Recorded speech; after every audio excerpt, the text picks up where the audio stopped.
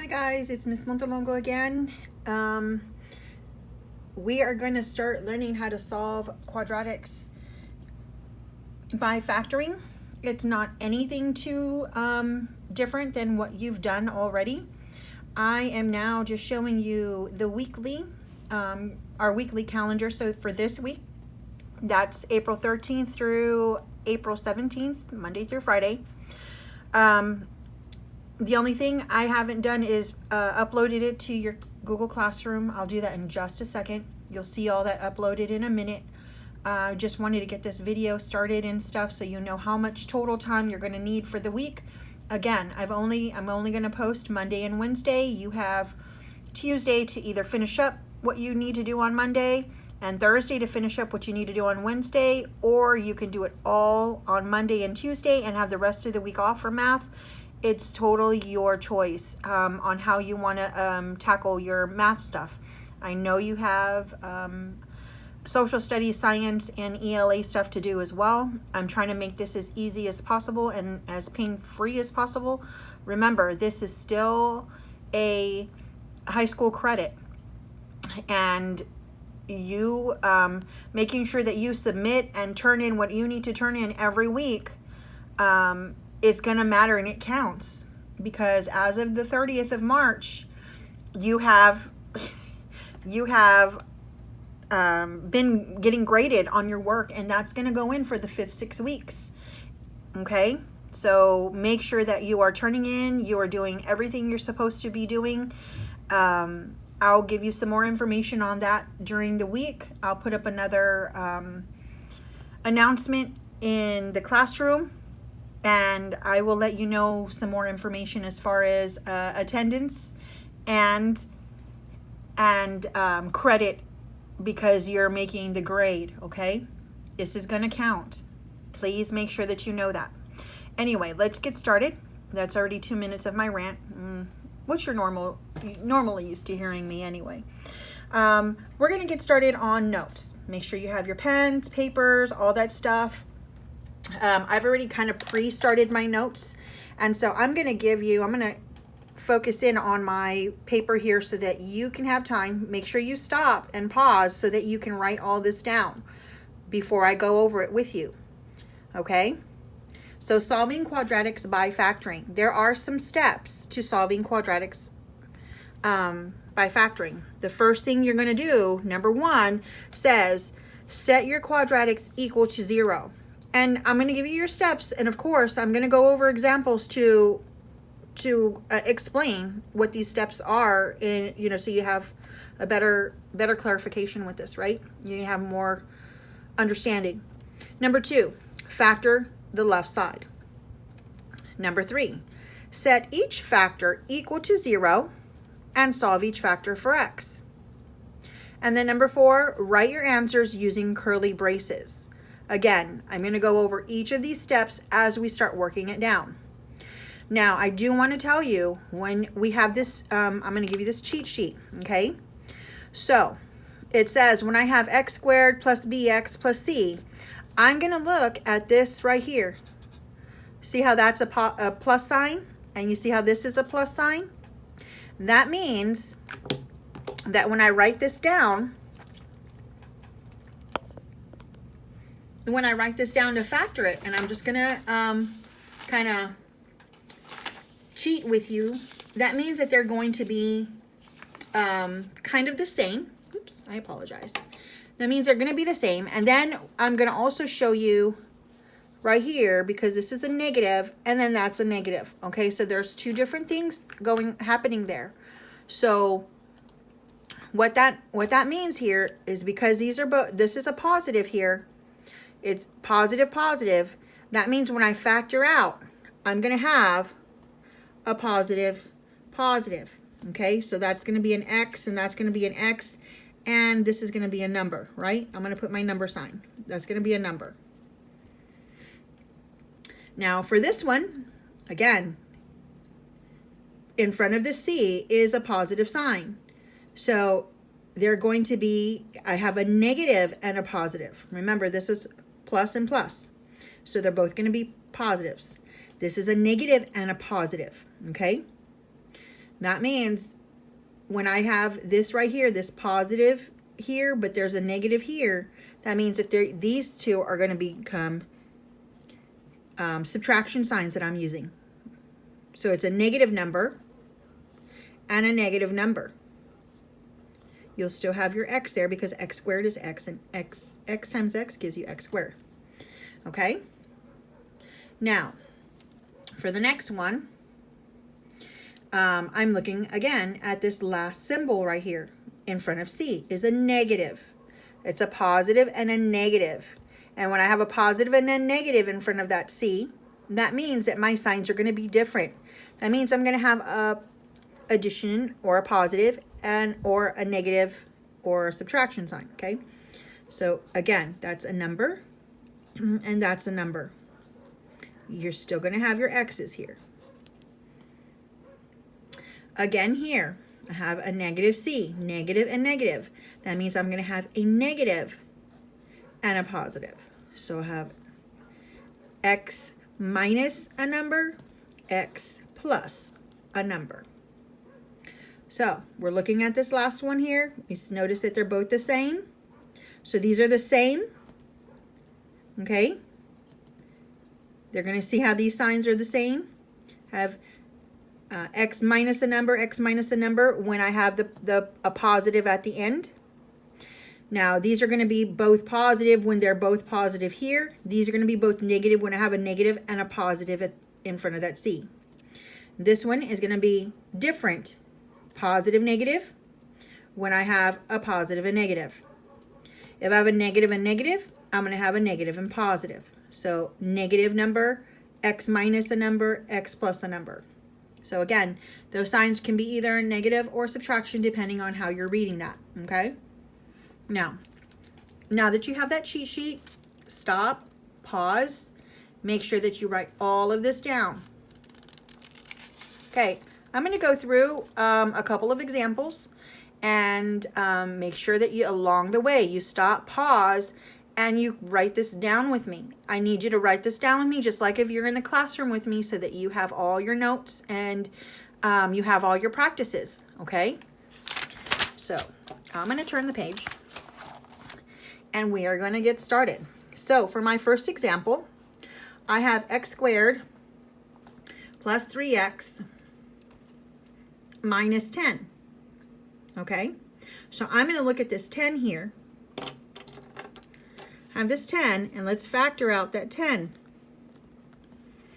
What two numbers can I use to multiply to get 10, but when I add them together, I'm still going to get 3 as well?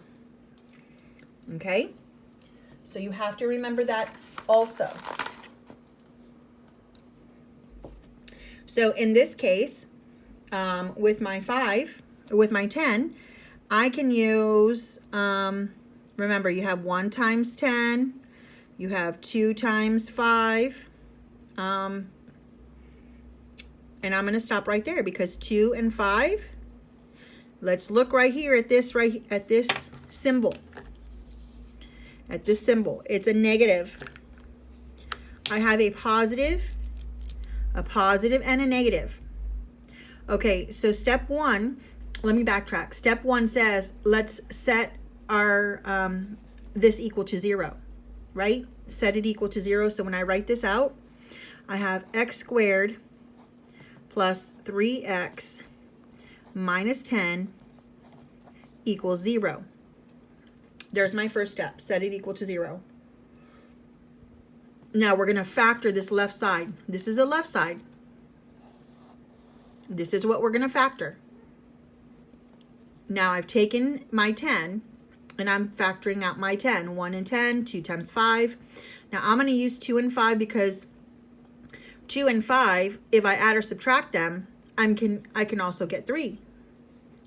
Well, just to make sure I know what signs I'm using, again, I'm looking at this plus and this minus. I have this minus here, and then I have this plus, right? Well, my examples on my cheat sheet that I just showed you said that if I had a negative at the end, that means my signs are going to be different, right? So I have a positive and a negative. That means that I'm also going to have plus and minus. okay? X squared already gives me my x and my x. Is x and x is x squared. But now I need to take this 2 and 5 and I need to put them here.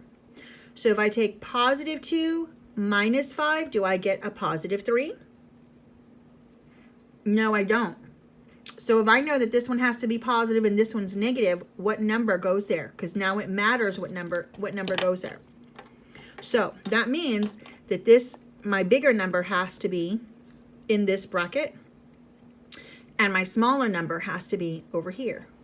So positive 5 minus 2 gives me positive 3. And then when I multiply them, 5 times 2 gives me negative 10. 5 times negative 2, I apologize, gives me negative 10. Okay, so I hope that you understand that. Now we have that. We have it. We factored it out. That was step 2. We factored the left side. Now I need to set each factor equal to 0. Okay, let's go ahead and set each factor equal to 0. So what I'm going to do is I'm going to draw a line here.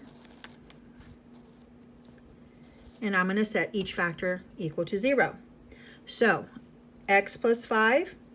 So I have to say x plus 5 equals 0. X minus 2 equals 0. Well, I need to solve for x. So how do I get rid of that 5? What's the opposite of a positive 5? What's the inverse operation? That means I have to subtract by 5. And I have to subtract 5 on both sides, right? So that goes away. X equals negative 5. Okay?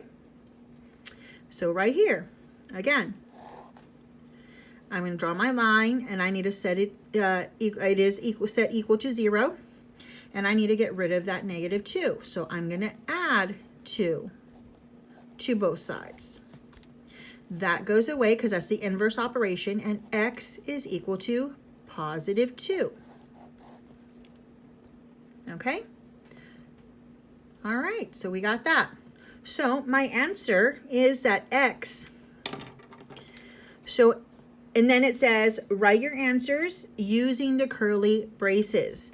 So what does that mean? That means that x is equal to, these are my curly braces, x is equal to negative 5 and positive 2. That is my answer. That is my answer. So yes, this is longhand, and yes, it does take a long time. I don't want to hear you complaining. I want you just to practice. Because if you don't know how to do this when you get to high school, you're going to struggle a lot. You're not going to see, they're not going to teach you quadratics and solving quadratics next year. They're going to expect that you go in there and you know how to do this without using a calculator. Okay, so we don't need a calculator to do any of this right here. So don't even worry if you have a calculator or if you don't have a calculator. You're not going to need it. All right?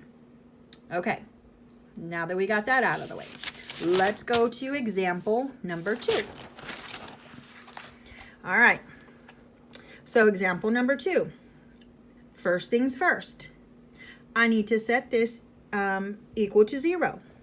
So let's set my equation equal to 0. So I have x squared plus 4x minus 3. Oh, it's already set equal to 0. Duh. Haha. Okay. I hope you feel like you're in the classroom. Me making these silly mistakes. I didn't even realize that I had already written it equal to 0. So you got lucky. So if it's already set equal to 0, just leave it set equal to 0. And I apologize for my bouncing around. I'm trying to record and teach at the same time, and it's not easy. Okay. So again, we have 3. We need to look at 3 here. Okay? What number can I use to factor here? So I'm going to, over to the side, I'm going to factor. I have 1 times 3, and that's it. That's it. 1 times 3. So these are the numbers I have to use. But remember, 1 and 3, I'm looking at a subtraction there and then an addition. Subtraction and then addition. So if I have subtraction and then addition, look at your cheat sheet. What signs should I have? They're different, right? At the end, I'm looking at this one especially. This is, if it's a negative at the end, they're going to be different. My signs inside these braces. So that means that I have a positive and a negative in here, negative number. I automatically know that it's an x squared, and because it's a squared, I should have x. I should have x here and an x here. There's my x squared. Now I need to use 1 and 3, but which side is 1 and which side does 3 go on? Okay, so you're going to when I look at them, uh-oh, that should have been a plus. That should have been a plus. I caught my mistake. That means that when I look with these here should be the same sign. I'm sorry. I rewrote it wrong. I looked at it right now and realized that I wrote it wrong. That's my fault. Okay, so they're both the same sign, so my signs have to be the same. When that's an addition sign, remember your cheat sheet said if you had an addition sign in front of C and then you have an addition sign in front of B, then you'll have plus plus right here also. Okay, so 1 and 3. So I'm going to put in 3 and then 1. 3 and then 1. And now it says the next one, I factored the left side. So this was all on the left side. X squared plus 4x plus 3 is all on the left side. I factored it out right here. Now I have to take each one of these factors and set them equal to 0, right? So I'm going to draw a line in the center, and I'm going to use a different, you know me with my color pens. So this is going to be x plus 3. I'm going to take off the parentheses. X plus 3 equals 0. And on this side, it's x plus 1 equals 0. All right. So I have to solve for x, right? In order for me to solve for x, I have to get rid of this positive 3 and use the inverse operation. So I'm going to subtract 3 from both sides here. And x is equal to negative 3. Same thing here. I need to get rid of this positive 1 by using the inverse operation, by subtracting 1 on both sides. This goes back to old school 8th grade, 7th grade, 6th grade equations, right? So x equals negative 1. So now I need to write out my answer using braces. So this is the 4th step. So x equals, using my braces, negative 3, comma, negative 1, and close it using the braces. Draw the braces the best that you can. I know they're not easy to draw out. Draw them the best that you can. I hope that you were doing this with me. You're not going to learn anything if I'm doing this by myself and you're not practicing with me. I'm trying to make this as easy as possible for you. All right, so those were two examples there. Now what we're going to do is we're going to look at what if, the question right there, what if my equation is not in standard form? What do you think I can do? Look at it. X squared plus 4x equals 21. Where's C? I have ax plus bx equals C, but I don't have it plus C or minus C, right? C is on the other side. What do you think I need to do here? Because it should be in that form. I want it in this y equals ax squared plus bx plus C. What do you think I need to do with this right there? I need to bring this to that side of my equal sign. So what happens, remember what happens when you move something from one side of the equal sign to the other? What happens to its sign? If it's positive, what is it going to become when it moves over to the left side of that equal sign? It becomes its opposite. Very good. All right, so that's what we're going to do. I'm going to rewrite this so that this now is x squared plus 4x minus 21, right? Minus 21 equals 0. All that there, I apologize, I'm moving real quick. All that there is going to be set equal to 0, because not only did I have to move this over to the other side, but I still had to go to my step 1 and set it equal to 0. So I went ahead and did all that together. Okay, hope you see that. All right, now let's go ahead and continue. We're going to continue our process. So we're going to factor this out, this 21. So I'm going to take my 21, okay, 1 times 21, 2 doesn't go in that, right? 3 and 7. I'm going to stop right there because I know my 3 and 7. If I add or subtract 3 and 7, I'm going to get 4. I'm going to stop right there. So you have to be able to see when you add or subtract these two numbers that you're actually multiplying, when you're factoring out, when you add or take them and want to add or subtract them, am I going to get a positive 4 if I do that? Yes, I will. In this case, so I'm going to go ahead and draw my parentheses, and I know that that's x squared. That's going to be written first. Now, again, here we go again. I'm going to look, that's a minus sign, right? So minus sign means what? That means that I'm going to have different signs in here. That's a minus and then an addition, or a negative and a positive, right? So that means that this is going to be positive and that's going to be negative. And if this is positive and that's negative, and I need a 4, that means my larger number is going to go first and my smaller number is going to go second. And this looks like a 7 to me, not a parenthesis, so I'm going to fix that. So it should be 7 and 3 equals 0. Okay? You with me still? Okay. Now that I factored, I'm going to go ahead and draw my line and set both of them equal to 0. So this is x plus 7 equals 0, and this is x minus 3 equals 0. Okay? And then let's go ahead and draw my line. I'm going to use the inverse operation. And that goes away. So x is equal to negative 7.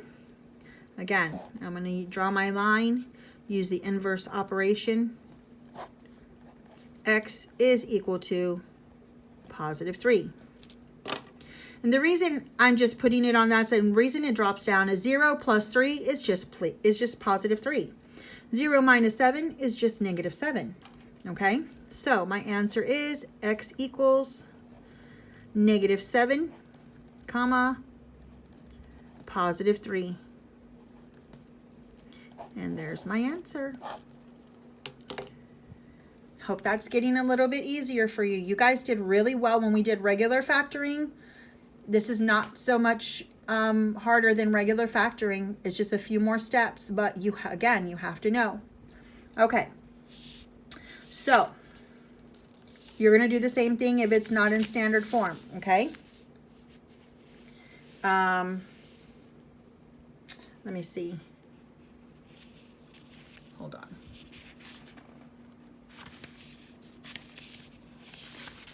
So what if I'm not doing that other example because you can kind of figure out. So what if you have a difference of squares? Well, difference of squares means I have a squared minus b squared. That's it. Well, a squared minus b squared, when I factor that out, gives me a minus b, a plus b. A minus b, a plus b.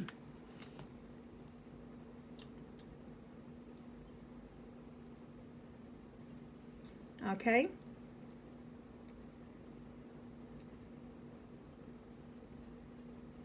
Now, when you have a minus b, a plus b,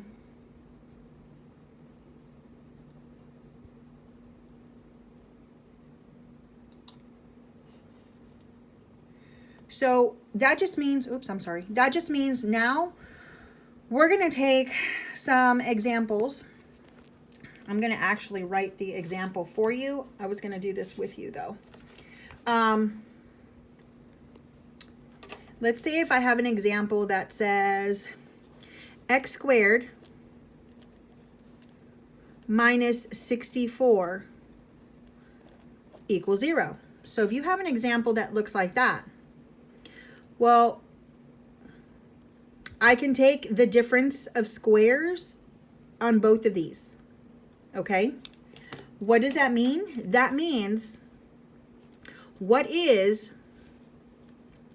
the square of x squared? What is the x square of x squared?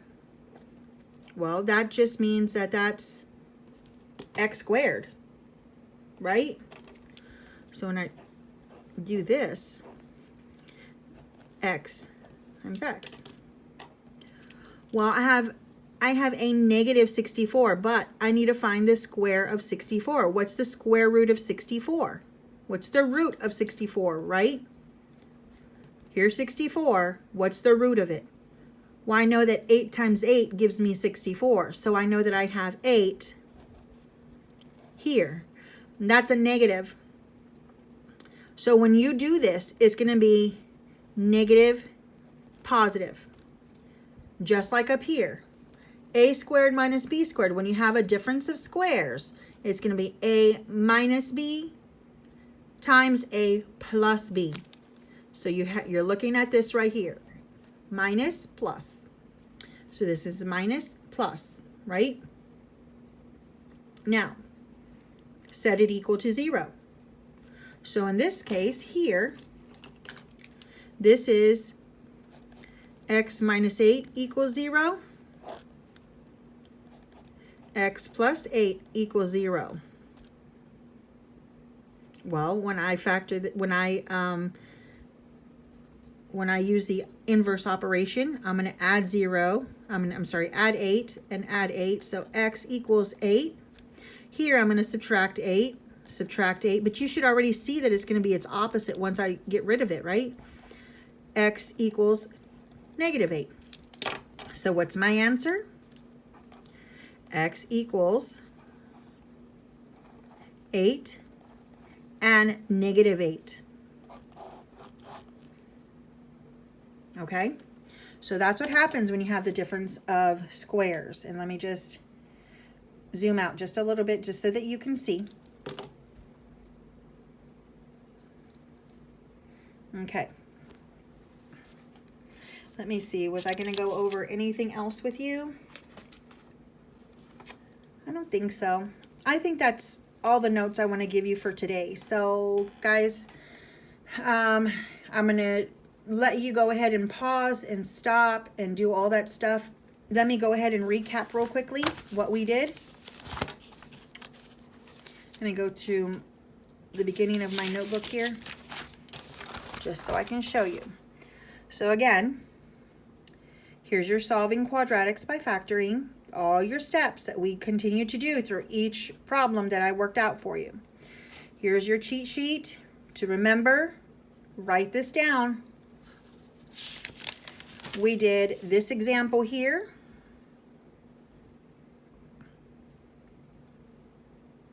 Okay. We did this example here.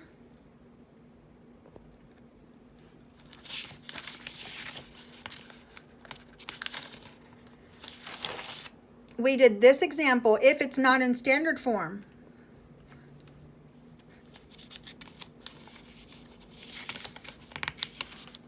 And then we did this one. What if you have difference of squares? As long as you have this formula, you should be able to do these.